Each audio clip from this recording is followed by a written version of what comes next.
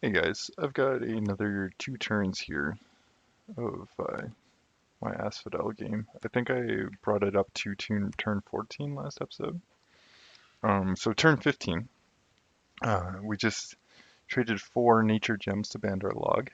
Um, got a few Castle Carrion Centaurs. Found 4 frickin' magic sites of the Thorn Woods here. Mercury Pond, Litter Skull, Mist Swamps, Forest of Truffles. Now, I'm pretty sure this is a 2-gem site. Litter Skull is a 4-gem death site. Mist Swamps is a 2-gem site. Forest of Truffles is another 2-gem site. So this is a 10-gem site search. That's a cap. It's more than a cap. I'm rich. Pretender searched, found Mercury Pond in a battlefield. I think this is a 2-gem site and a 1-gem site. Um, Death Basket Pinata searched, didn't find anything. That's okay. The other guy found 2 sites. I have a few battles that we'll watch on the other screen, and then we got Unrest and a Troll Lair. So the trolls don't give much gems. I'm pretty sure that's because my death scales. Sorry, they don't give much gold, but they do give lots of gems. And that's because I have magic scales and death scales. Throne of Summer is heating things up. Pretty sure this thing's a Throne of Summer. Throne of Summer, yeah. Mage of Summer. Fire and Nature. Well, nature is the one path that Nazca doesn't actually have natively, but there's so many gems of that type to be found. Alright, we got a nice little expansion here. And a bless.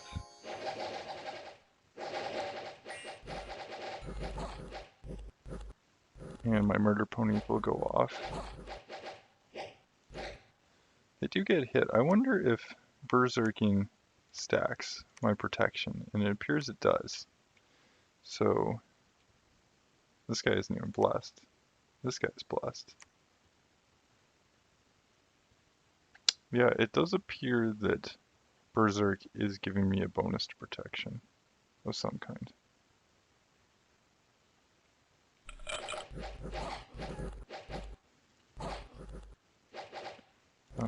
And these guys will slowly chew through these horsies.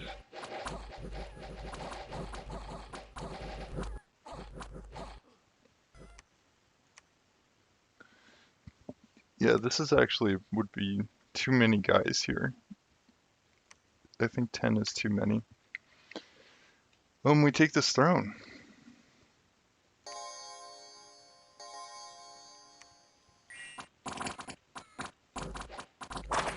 I send my mannequins forward to die. And then the centaurs come in and start taking care of business. Now, I learned something. These guys on guard commander will not fire their arrows. So that's a waste. I'm gonna have to think of something else for my sacred mannequins to do. But we chew through both these. Oh, this one I lose a centaur. Sad. This one, no centaur losses. 62 kills on the black centaurs. That must be good for these guys. Yeah, getting trained up. Getting lots of experience.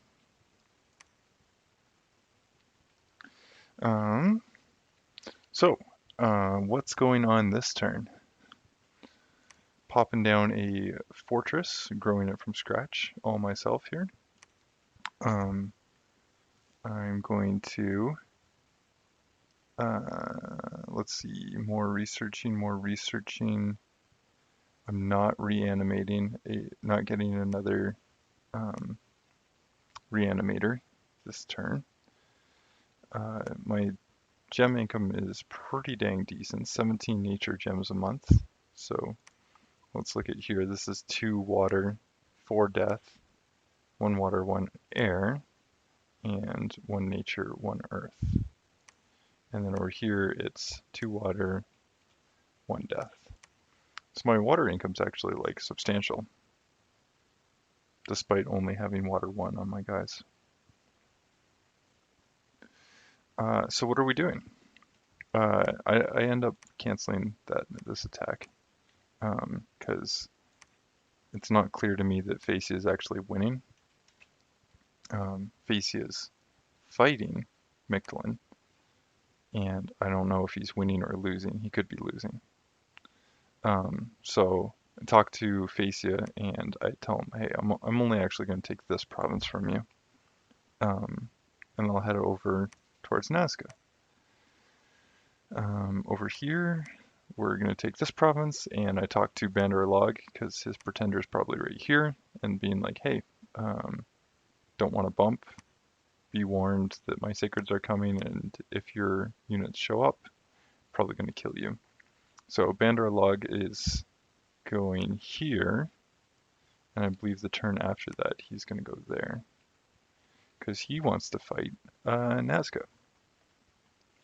As do I. Not fight Nazca, but I want Nazca to die. It's the difference between fighting someone like for fun and just wanting them out of the game.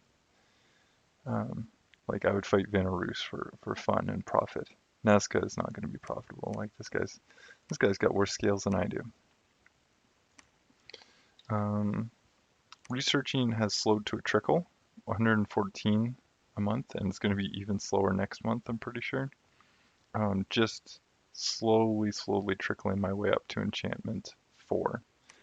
I want to get enchantment 4 so I can start twice borning my size 3 guys and maybe buy a skull staff and start twice borning my dryads. I could twice born these guys, and that way when they die I get level 2 priest reanimators. That's a decent use of gems because 10 death gems for what is effectively one of these units. Carrion ladies. Like 6 nature gems are not worth the 140 gold that it cost me to recruit these guys. Like I'd rather pay the 140 gold than the 6 nature gems. The nature gems are for these guys as more efficient reanimators, and they're for my my panic apostates. Sorry, my carrion lords. Okay, that's turn 15, and then my current turn.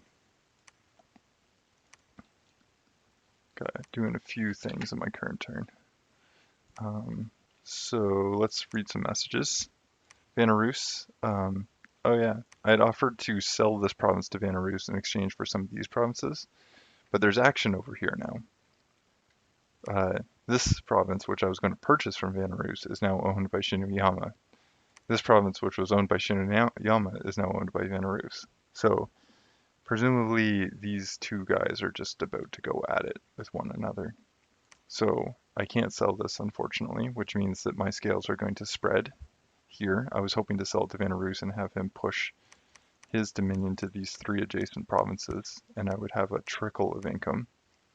But that is not for me, unfortunately. So I'm probably going to end up claiming this. We can see that Bandar Log is pulled back. Yeah, if we wanted to raid Bandar Log, like, oh my goodness, it'd be great to have a hostile relationship with him. There's so much for me to gain by fighting Bandar Log.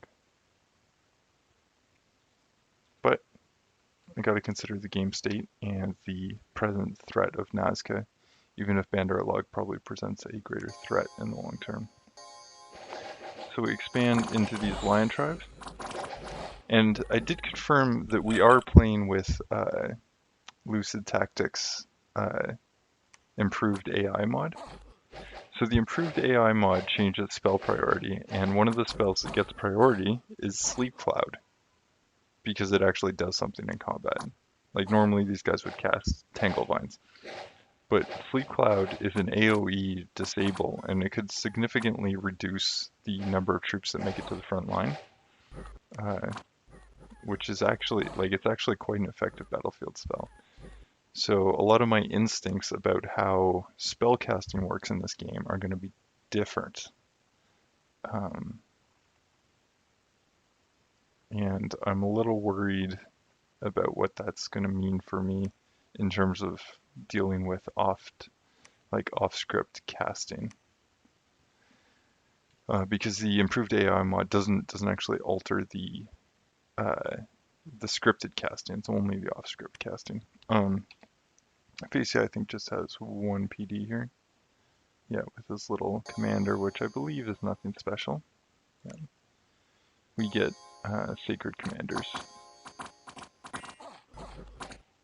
So I had my guys on hold and fire, and these guys also on hold and fire, just to get my javelins and arrows involved. It was all javelins and charge attacks, so there's nothing useful here. Gonna search these two provinces, even though they're on my border with Van Roost, because if this battle kicks off, these provinces are going to be in a very stable spot. They're still within 2 from my cap.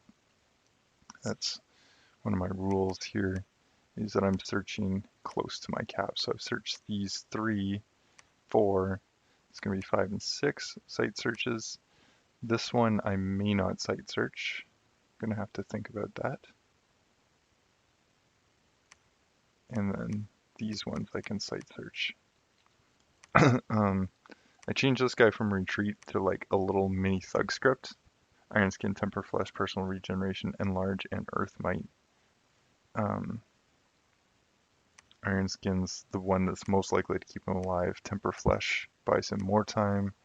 Regen, more time still. Enlarge will give him an HP boost, and then Earth Might is just for strength if he's going to fight, because he really doesn't actually have that much output.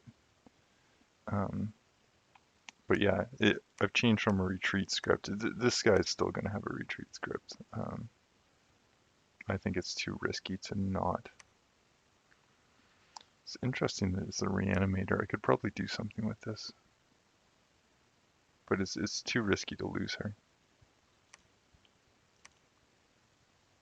It'll be nice once I can get her twice born. She may look dead, but she's not actually. Get her twice born, and I could actually use her in combat. Death 4 is a pretty high path. So what's going on over here is I'm anticipating Shinuyama's going to bump this direction, and that's fine. I don't really want to get involved. I want to see Shinuyama move his units up this way. He has low map move, so this should be yeah, it should be a relatively predictable where he goes. Now, I'm not sure what Van Roos is going to do here. I saw this, and he's attacking, so Knights attack this province, and then Van Roos goes in to clean it up. And the trouble with this is, like, he wins because he brought a huge number of units, but he loses 9 Berserkers? Like, I don't know, that seems like a lot. It's not a lot in, like, in terms of gold. It's 140 gold. That's not bad. But it still seems like a lot, especially with, like, presumably he's planning on pushing forward here. This is like 1, 2, 3, 4 from his cap, because he has no way of crossing that river otherwise. Although in winter, which it's not, it's summer, but it should be freezing soon, it's only 2 from his cap. So presumably he could raid here safely. Just like Shinuyama could raid here safely. But I don't know how that's actually going to play out. I would rather take these 2 provinces from Shinuyama than from Vanarus, because if I piss off Vanarus, he could do something to me, whereas if I upset Shinuyama, he would probably rather fight Vanarus. Over here, I'm moving 2 sets of troops. The one with the undead sacreds is moving and attacking here. The other one is just going to sneak in. No sense revealing exactly what I've got going on. Might as well keep it to myself. This could go poorly, and if it does go poorly, I'm not going to lose a ton of troops. Maybe I'll even shift some of these around. I only really need 6. Yeah, that should be fine. Let's do 7. 6. Now I can always decide how many appear or disappear, depending on what we do in the next round. So uh, Nazca would have been attacked by Banderlog this turn. So this is a loss, this is a win, this is a win. Both those provinces would have been Nazca's last turn, I presume. And then Banderlog attacks here, but these are Tavi archers on 2 flanks. Hut and Runas go in. They're firing and they rout. And presumably once these guys leave the field, it's going to trigger an HP rout with these guys. Yeah. So he had actually routed the PD from the looks of things. Oh, not this last group. So what's actually lost here? 4 or 5 Atavi infantry. 35 gold. That's cheap. 35 gold is not nothing to us, but it's probably nothing to Bandar Log. So we're still greedily getting all the scouts. I'm going to get a little greedy myself here. Let's think about how I want to do this.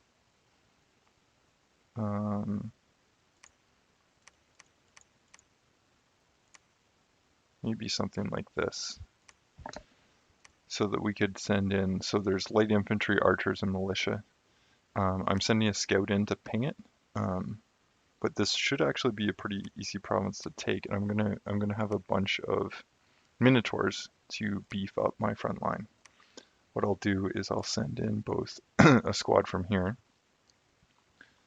and a squad from here. So these guys are coming back. This commander is going to take 1, 2, 3 plus what I'm recruiting plus the 3 that the scout is bringing in. And he'll be able to go here.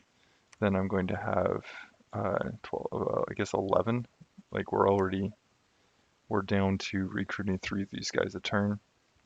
So presumably I could send a commander here with 11 units.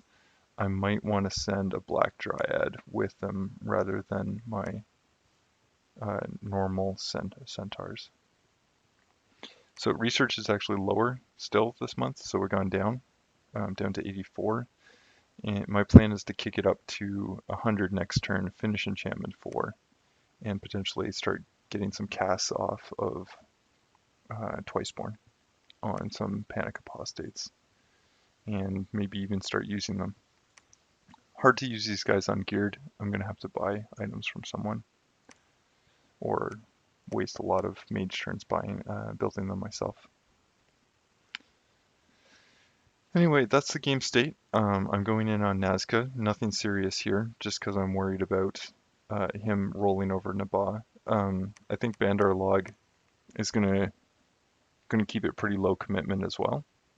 I think Bandar Log's gonna jump for his cap. I don't know how well that's gonna work, but I wish him luck. Ideally, we could get these 3 provinces for ourselves, but I would suspect that Bandar Log is going to prioritize moving his raiders here, cutting us off from this province. Maybe if I was really worried about that, I could do this. Go here, and then I would skip it, and then I would ping it next turn, because it's unlikely he's going to raid north. Yeah, I've got a Mound King here. He's just going to go and recover this troop, and just generally like move my free spawn around. As you can see, because I have death scales, I'm not actually generating free spawn, whereas normally Asphodel you would be generating free spawn. So if I had gone a build that was high dominion, high growth, with like an imprisoned or an awake expander, I would end up with much more free spawn. And when I do that, I would actually recruit many Mountain Kings to shift it all around. I would look for The little chickens here, use them as patrollers. Even though they actually have bad patrol strength, they're useless for everything else, so I can use them as patrollers. I would look for the higher quality beasts to use in my armies, and the mannequins as siege force or as anti-thug. Because if I look at this guy, these sleep vines get 3 attacks per round each, so 6 attacks, 7 attacks per round, and I fit 3 of these guys in a square. 21 attacks. It's ridiculous. Anyway, that's the turn, guys. Thanks for watching.